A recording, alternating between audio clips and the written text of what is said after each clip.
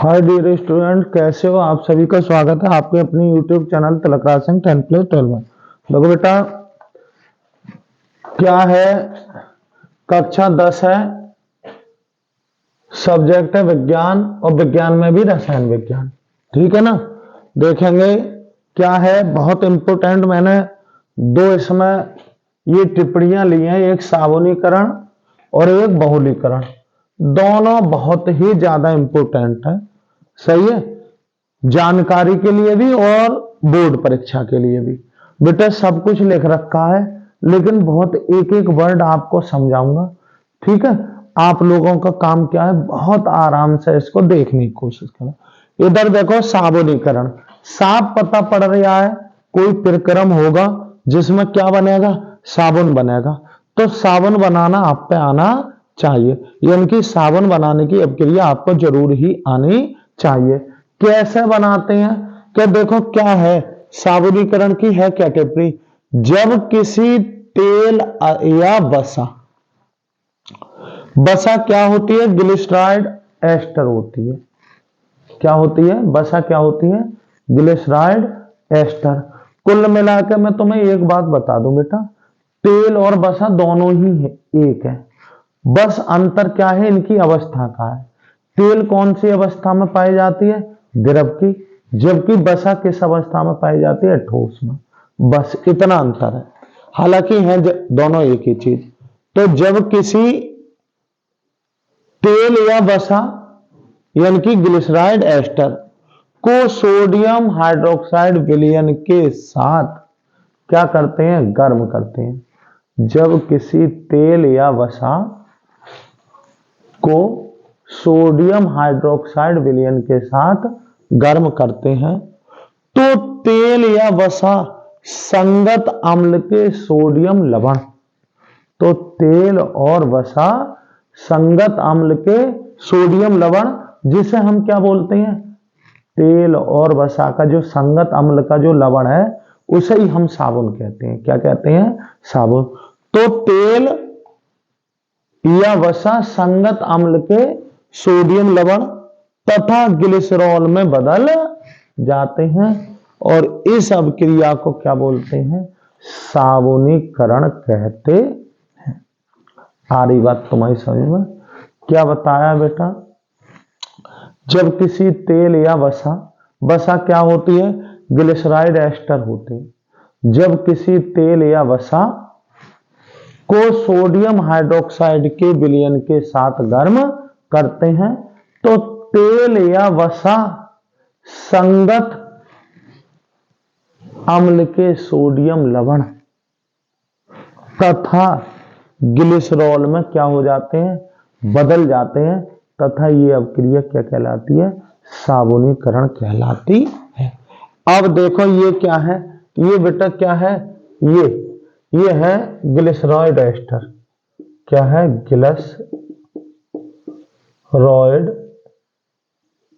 ग्लिसरॉइड क्या है, एस्टर है, जिसे सोडियम ग्लिसरॉइड कहते हैं। जिसे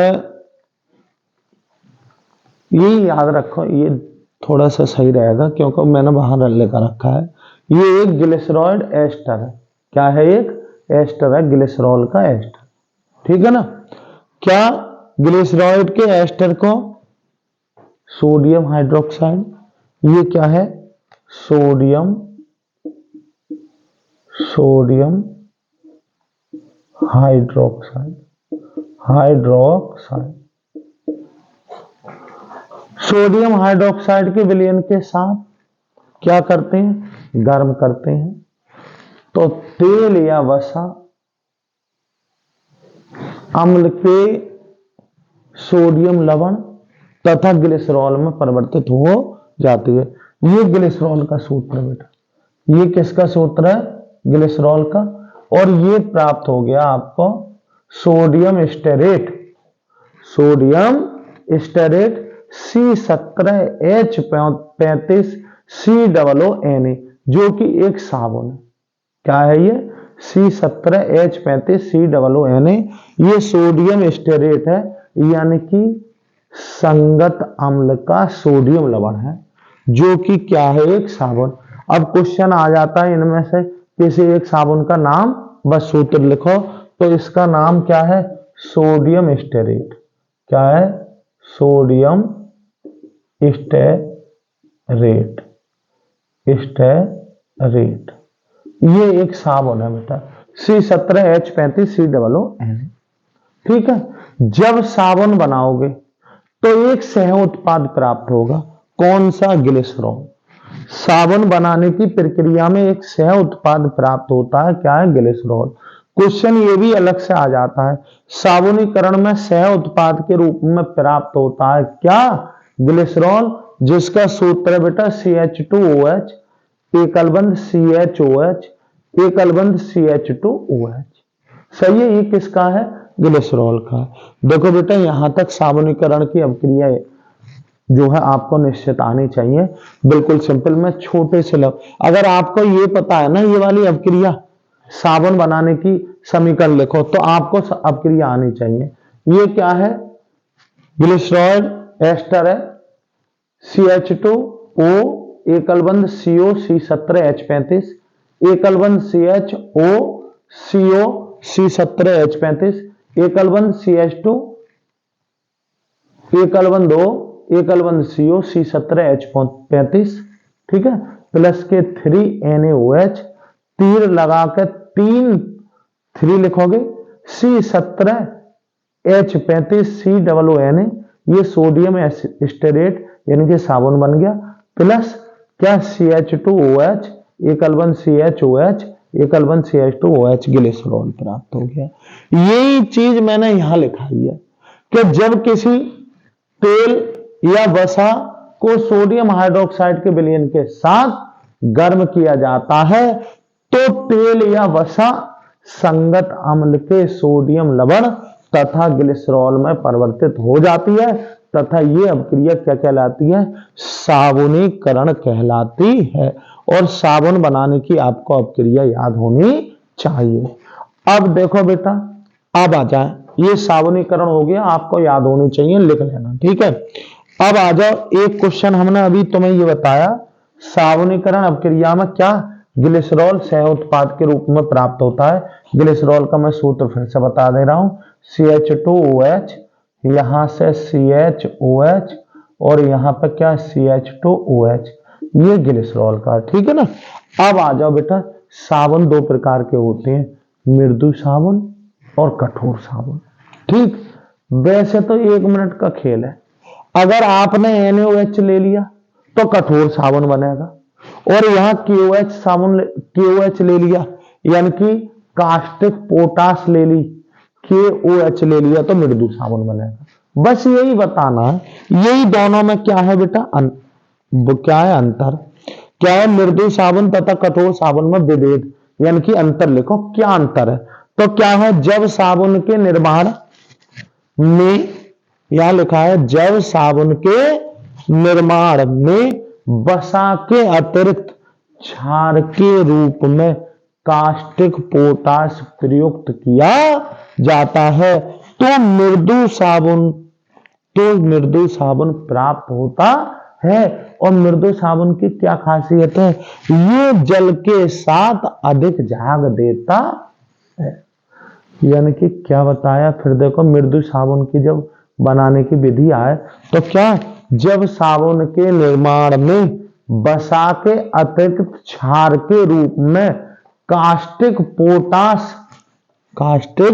पोटास यानी कि ब्रैकेट में KOH प्रयुक्त किया जाता है तो मृदु साबुन प्राप्त होता है, तथा मृदु साबुन जल के साथ, ये का मतलब है मृदु साबुन, ये जल के साथ अधिक झाग देता है। ये परिभाषा हो गई मृदु साबुन की, किसकी, मृदु साबुन की। अब आ जाओ कठोर साबुन की। जबकि साबुन के निर्माण में वसा के अतिरिक्त, किसके, वसा के अतिरिक्त क्षार के रूप में कास्टिक सोडा यानी कि NaOH प्रयुक्त होता है तो कठोर साबुन प्राप्त होता है, तथा ये जल के साथ कम झाग देता है। ठीक, बेटा ये आप लोगों को ऐसा लग रहा होगा यार डिस्टर्ब हो रहा है, ना तो हमें यही समझ में आ रहा है ना बोल रहे हैं वो समझ में आ रहा है, रुक रुक के बोल रहे हैं। चलो मैं तुम्हें एक एक लफ्ज बता रहा हूं। जब साबुन के निर्माण में वसा के अतिरिक्त क्षार के रूप में कास्टिक पोटास प्रयुक्त किया जाता है तो मृदु साबुन प्राप्त होता है। यह जल के साथ अधिक झाग देता है, जबकि साबुन के निर्माण में वसा के अतिरिक्त क्षार के रूप में कास्टिक सोडा प्रयुक्त होता है तो कठोर साबुन प्राप्त होता है, जो जल के साथ क्या देता है, कम झाग देता है। आ रही बात तुम्हारी समझ में? बिल्कुल सिंपल है। कठोर साबुन और मृदु साबुन में जरा सी देर में आप अंतर लिख दोगे। कैसे लिखोगे? जब साबुन के निर्माण में वसा के अतिरिक्त क्षार के रूप में कास्टिक पोटास का यह कास्टिक पोटास प्रयुक्त किया जाता है तो प्राप्त साबुन यानी कि तो मृदु साबुन का निर्माण होता है और मृदु साबुन जल के साथ अधिक झाग देता है। फिर क्या बताएंगे? जब साबुन के निर्माण में वसा के अतिरिक्त क्षार के रूप में कास्टिक सोडा को प्रयुक्त किया जाता है तब कठोर साबुन का निर्माण होता है तथा कठोर साबुन जल के साथ कम झाग देता है। आ रही बात तुम्हारी समझ में आ ही रही होगी, सही है ना? इस तरीके से आप कठोर साबुन और मृदु साबुन में क्या दे सकते हो, अंतर बता सकते हो। ठीक है, अब आ जाओ बेटा अच्छे साबुन की विशेषता। अब अच्छा, आप लोग भी तो साबुन प्रयुक्त कर रहे हो। जब आप लोग साबुन प्रयुक्त कर रहे हो तो कम से कम ये तो आपको पता ही लगा होगा कि अच्छे साबुन की क्या विशेषताएं। चलो इधर देख लो कौन कौन सी होती हैं अच्छे साबुन की विशेषताएं। अरे साबुन कैसा होना चाहिए? साबुन स्पर्श में, स्पर्श का मतलब है जिसको आप छुओ। साबुन स्पर्श में चिकना व क्या होना चाहिए? मुलायम होना चाहिए। साबुन की विशेषता पहली कौन सी है? साबुन स्पर्श में चिकना व मुलायम होना चाहिए। दूसरा, साबुन क्षार रहित होना चाहिए। कैसा होना चाहिए? क्षार रहित होना चाहिए। क्यों? क्योंकि क्षार त्वचा तथा कपड़े को क्या पहुंचाता है? हानि पहुंचाता है। बेटा अच्छे साबुन की क्या विशेषता है? दूसरी विशेषता देखो, साबुन क्षार रहित होना चाहिए क्योंकि क्षार त्वचा तथा कपड़े को क्या है? हानि पहुंचाता है। तीसरी विशेषता कौन सी है? साबुन एल्कोहल में विलय होना चाहिए। किसमें? एल्कोहल में विलय होना चाहिए। और चौथी विशेषता क्या है? साबुन में कीटाणुनाशक पदार्थ मिले होने चाहिए। बेटा चार विशेषताएं। साबुन स्पर्श में चिकना तथा मुलायम होना चाहिए। दूसरी बताइए, साबुन कैसा होना चाहिए? साबुन क्षार रहित होना चाहिए क्योंकि क्षार तथा कपड़े को क्या है? हानि पहुंचाता है। तीसरा बताया साबुन एल्कोहल में विलय होना चाहिए और चौथा बताया साबुन में कीटाणुनाशक पदार्थ मिले होने चाहिए। ये अच्छे साबुन की विशेषता है। अब आ जाओ बेटा, ये क्या है? बहुलीकरण। क्या है ये? बहुलीकरण। आ रही बात तुम्हारी समझ में? अब बहुलीकरण देखो, पता ही लग रही है। बहुलीकरण का मतलब होता है बहुत सी चीज इकट्ठी हो जानी। अब ये चीज क्या होगी? एक जैसी भी हो सकता है और भिन्न भिन्न भी हो सकती है। देखो चलो बेटा देखेंगे। बहुलीकरण अच्छी है, आप लोगों को याद होनी चाहिए। बहुलीकरण नाम से याद हो जाएगी। उस क्रिया को जिसमें एक प्रकार के या भिन्न प्रकार के दो या दो से अधिक अणु परस्पर संयोग करके अधिक अणुभार वाले जटिल यौगिक बनाते हैं, क्या कहलाती है? बहुलीकरण कहते हैं। यानी कि बहुलीकरण एक प्रक्रिया है या क्रिया है। बहुलीकरण क्या है? एक क्रिया है जिसमें एक ही प्रकार के या भिन्न भिन्न प्रकार के बहुत से अणु परस्पर संयोग करके एक उच्च अणुभार का जटिल यौगिक बनाते हैं। तो ऐसी प्रक्रिया को ही हम क्या बोलते हैं? बहुलीकरण कहते हैं। तथा इस प्रक्रिया में जो पदार्थ बनता है उसको बहुलक बोलते हैं। क्या बोले? बहुलक। समझ गए? देखो फिर से देखेंगे बेटा, क्या है? उस क्रिया को जिसमें एक प्रकार के या भिन्न प्रकार के दो या दो से अधिक अणु परस्पर संयोग करके अधिक अणुभार वाले जटिल यौगिक बनाते हैं, बहुलीकरण कहते हैं। और इस प्रक्रम के फलस्वरूप बने उच्च अणुभार के यौगिक को क्या कहते हैं? बहुलक कहते हैं। ये दोनों की जो परिभाषा हो गई, बहुलीकरण तथा बहुलक।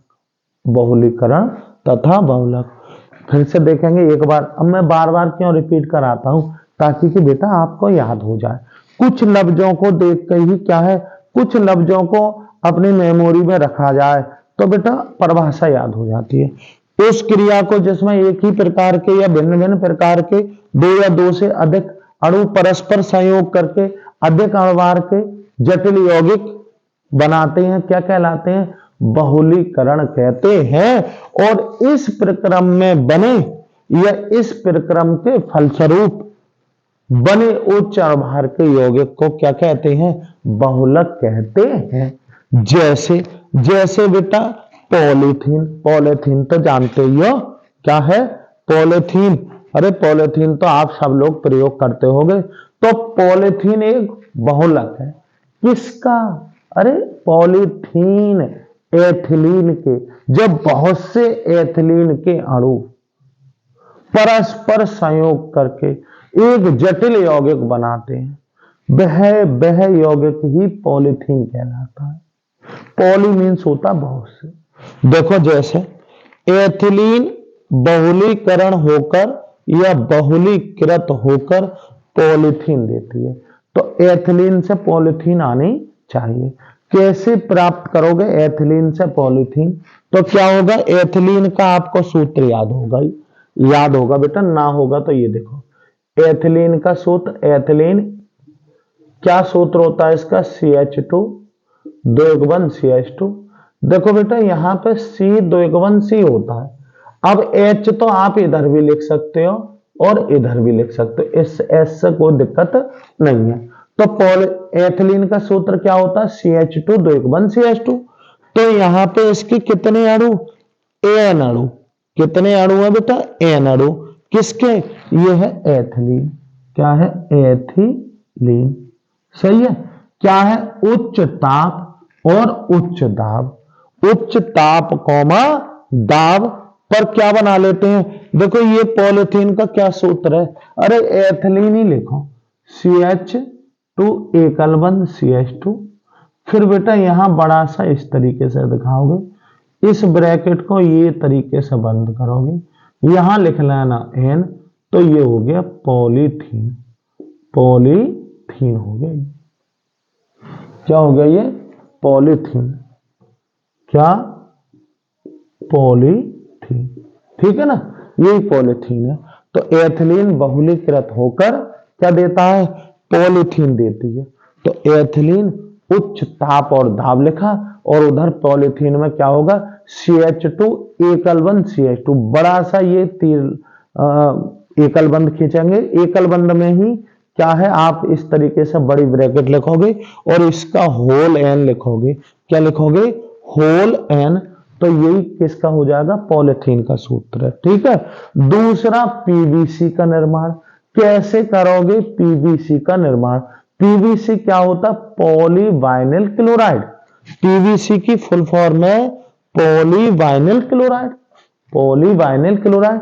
तो पॉली मीन्स बहुत से, वाइनिल क्लोराइड, बस वाइनिल क्लोराइड का सूत्र याद हो, समझ लो, हो जाएगा। अब वाइनिल क्लोराइड का क्या सूत्र होता है? चलो मैं यहां लिख देता हूं, CH2 द्विगुण CH और एकल बंध Cl। ये बाइनल क्लोराइड का सूत्र है, इसके N ले लो, ठीक है ना। फिर कैसे करेंगे, PVC कैसे हो जाएगा भाई, CH2 एक ऐसे बड़ी सी बंद, यहां CH, फिर ये Cl इधर लगा दो ये, और यहां से ऐसे, और ये हो जाएगा, ये यहां होल N कराओगे, होल N, ये बन गया बेटा PVC। क्या बना, PVC, पॉलीवाइनल क्लोराइड। तो यहां पे क्या है, वाइनल क्लोराइड के बहुलीकरण से पॉलीवाइनल क्लोराइड यानी कि PVC बहुलक बनता है। अब वाइनल क्लोराइड का सूत्र अभी हमने बताया, ये क्या है बेटा, ये है वाइनिल, और क्या है ये क्लोराइड, क्लोराइड क्या है ये, वाइनल क्लोराइड। CH2 द्विगुण CH एकल बंध Cl। आगे N ले रखी है, टीए पे लिखा है कैसे, ये आपस में संयोग करेंगे, बहुलीकरण करेंगे, और ये एकल बंध, ये ब्रैकेट लगाएंगे, CH2 एकल बंध CH, फिर एकल बंध नीचे Cl, इसका होल N, ये क्या कर दिया PVC। ठीक है ना बेटा, सही, बहुत इंपॉर्टेंट लिखा हुआ है सब कुछ, स्क्रीनशॉट ले लें, या बार बार इसका 2 बार देखोगे ना तो तुम्हारे दिमाग में ऑटोमेटिक सब कुछ फिट हो जाएगा। सही है, मिलते हैं बेटा, धन्यवाद। अगली वीडियो में आप लोगों का बेटा क्या काम है, ध्यान दोगे, मैं फिजिक्स के भी वो चीज दूंगा जो सीधे पेपर में छपेगी, बहुत नहीं बताऊंगा उसमें, पूरा ऐसा ना है तो मैं इस पे बोर कर दूं पढ़ाते पढ़ाते, ऐसी चीज लाऊंगा निकाल के जो आप लोगों के क्या है बहुत ज्यादा काम की होगी। ठीक है, धन्यवाद, मिलते हैं फिर अगली वीडियो में।